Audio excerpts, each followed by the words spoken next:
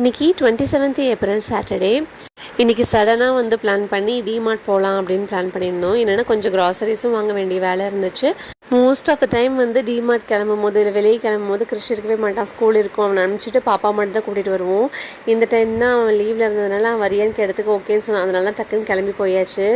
பாப்பாக்கெலாம் பயங்கர குஷி. அந்த ட்ராலியில் உட்காந்துட்டு அவங்க அண்ணன் தான் தள்ளணும்னு ரொம்ப அடம் பிடிச்சிட்டு இருந்தா. கடைசியாக ஷாப்பிங்லாம் முடிச்சுட்டு கிட்கேட் வேணும்னு அடம் பிடிச்சி அவளுக்கு அதை வாங்கி கொடுத்துட்டு நாங்களாம் வந்து ஐஸ்கிரீம் வாங்கி சாப்பிட்டுட்டு வீட்டுக்கு வந்தாச்சு.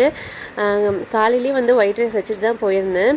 வரும்போது தயிர் வாங்கிட்டு வந்துடலாம், தயிர்லேயே சாப்பிட்டுக்கலாம் அப்படின்னு யோசித்தேன். பட் லாஸ்ட் மினிட்ல எல்லாம் மறந்தாச்சு. என்னடா பண்ணுறதுன்னு பார்க்கும்போது கத்திரிக்காயும் தக்காளியும் போட்டு பஜ்ஜி அவருக்கு எப்பயும் போல் கடைஞ்சி கொடுத்துலாம், அதுதான் ஈஸி அப்படின்னு சொல்லிட்டு அது வந்ததுமே ரெடி பண்ண ஆரம்பித்தேன். ரொம்ப டயர்டாக இருந்துச்சு தான், இருந்தாலும் சரி வேறு வழியில் செஞ்சுதான் அப்படின்னு வேகமாக அது செஞ்சு முடிச்சாச்சு. மதியம் லஞ்ச் வந்து நல்லபடியாக வந்து முடிச்சாச்சு. அவ்வளோதாங்க. இது வரைக்கும் என் சேனலை சப்ஸ்கிரைப் பண்ணி சப்போர்ட் பண்ணிக்கிறோம். ரொம்ப நன்றி. நாளைக்கு இன்னொரு வீடியோவில் பார்க்கலாம்.